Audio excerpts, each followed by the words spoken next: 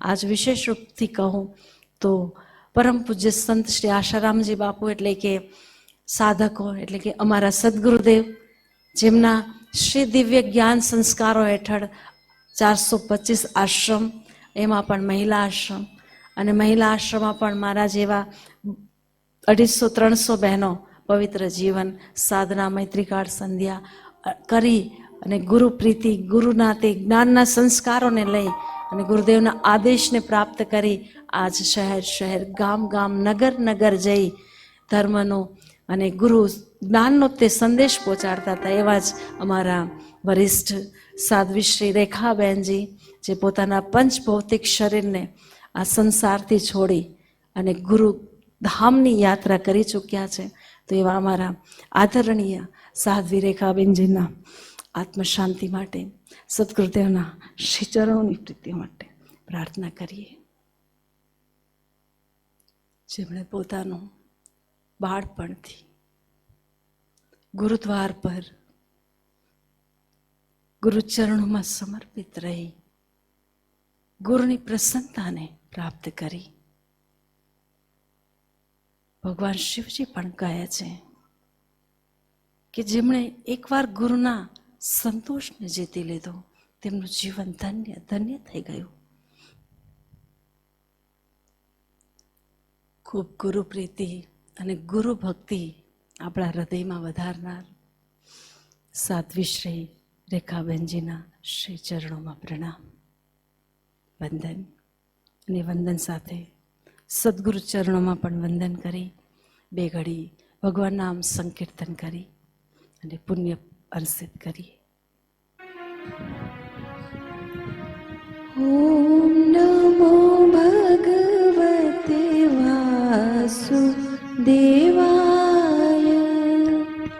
ઓમ નમો ભગવતે વાસુદેવાય. ઓમ નમો ભગવતે વાસુદેવાય. ઓમ નમો ભગવતે વાસુદેવાય.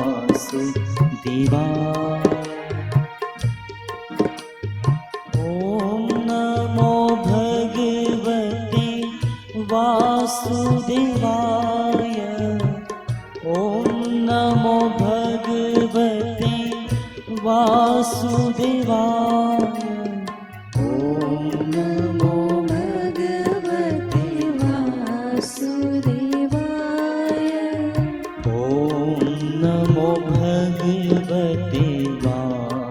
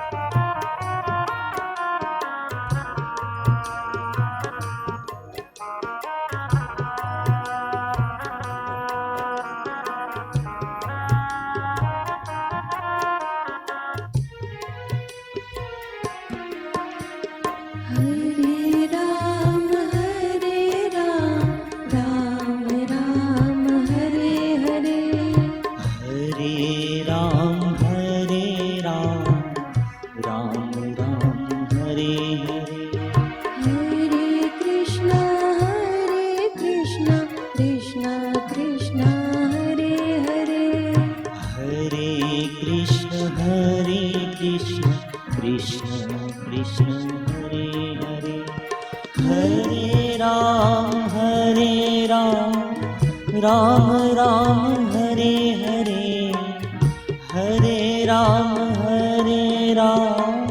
राम राम हरे हरे, हरे कृष्ण कृष्ण कृष्ण कृष्ण हरे हरे, हरे राम राम राम हरे हरे, हरे राम राम राम हरे हरे, हरे कृष्ण कृष्ण कृष्ण हरे हरे, हरे कृष्ण कृष्ण कृष्ण हरे हरे।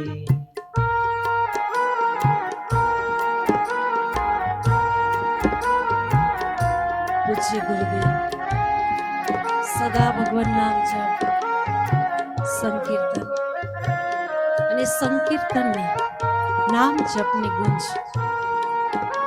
પોતાના પ્યારા સાધકોના માધ્યમથી માનવ જન સમાજ સુધી પહોંચાડવા માટે તે ભાગીરથી દેવી કાર્યના સંસ્કાર અને કાર્યની તે પાવન ગંગા દીદીશ્રીના એ પંચભૌતિક શરીરના માધ્યમથી પહોંચાડી અને ખૂબ તે રસમય ભગવાન નામ સંકીર્તન અને ગુરુ પ્રીતિના સંસ્કારોમાં આપણને પણ સદા પાવન કરતી રહે છે. આજે એ પણ ગુરુના ધામમાં પોતાના પંચભૌતિક શરીરને છોડી અને આત્માની સ્થિત કરી છે. તો તે મંગળમય નામ સ્મરણ, નામ સંકીર્તન જ કહે છે કે જ્યારે સંત આ પંચભૌતિક શરીર છોડી અને પોતાની યાત્રા કરે છે ત્યારે તે ભટકતા નથી, તે પોતાના જ ગુરુના ધામમાં જાય છે.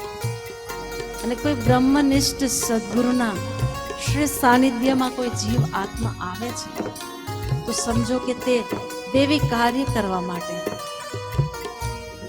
મહાન મહાન આત્માઓ જ પધાર્યા હોય છે.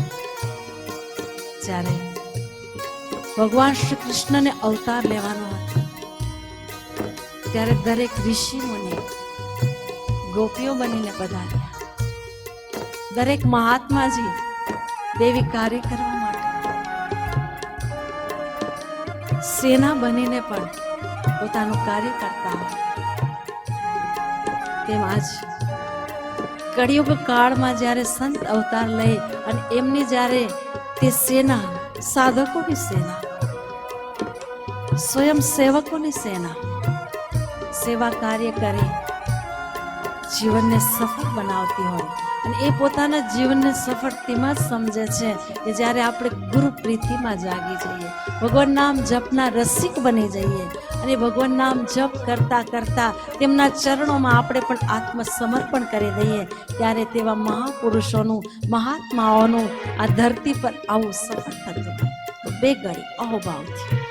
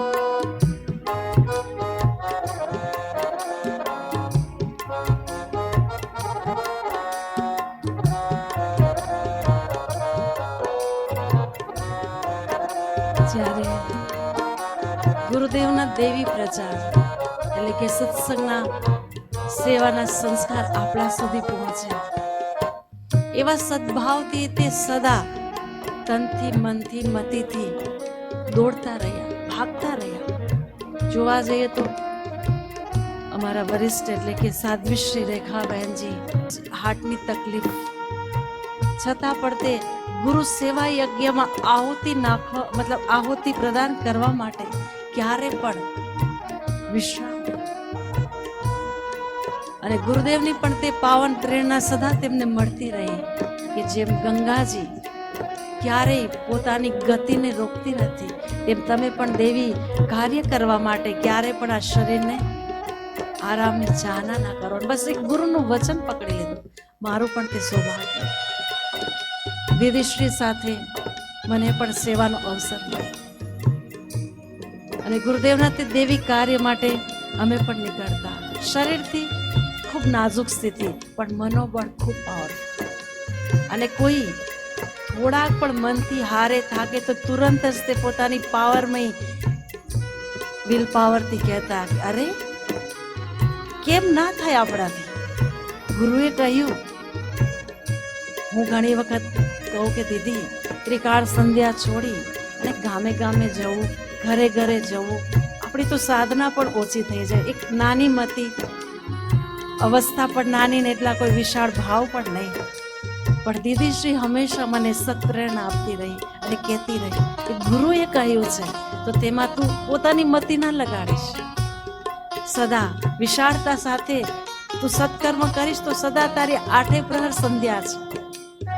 અને જે પણ તું જ્યાં પણ પ્રસાદ લે છે તે બ્રહ્મ ભોજન છે, કારણ કે ગુરુનો આદેશ છે. લાગે ઘણી વખત કે જેના તેના ઘરે જવું, જ્યાં ત્યાં રહેવું, અને આપણે તો સાધના માટે આવ્યા છીએ. પણ દીદીશ્રીએ સદા મને તે સત વચનથી ઓમકારની ગર્જના સાથે સંકલ્પ કરાવીને ગંગાજીમાં પણ મને તે સંકલ્પ કરાવતા ને કહેતા કે જ્યાં સુધી બાપુજી દેવી કાર્ય માટે આદેશ કરે ત્યાં સુધી આપણે આપણાથી બેસવું નહીં, એવો સંકલ્પ કરો. અને આજે એ જ પાવન હરિદ્વારની ધરા ગંગાજીના તે શ્રી સાનિધ્યમાં ગુરુદેવના શ્રી સ્મરણમાં આજ પંચભૌતિક શરીર છોડી અને પોતાની દિવ્ય યાત્રા કરી ગઈ. તેવા દીદીશ્રીને આજ હું હૃદયથી વંદન કરતા એ જ કહીશ કે ભક્તિ હોય તો તેવી, ભલે શરીર લાચાર હોય, કમજોર હોય, નાજુક હોય, પણ તેમનું મન, તેમનું હૃદય સદા ગુરુદેવના તે આજ્ઞા પાલનમાં અગ્રસર રહ્યા.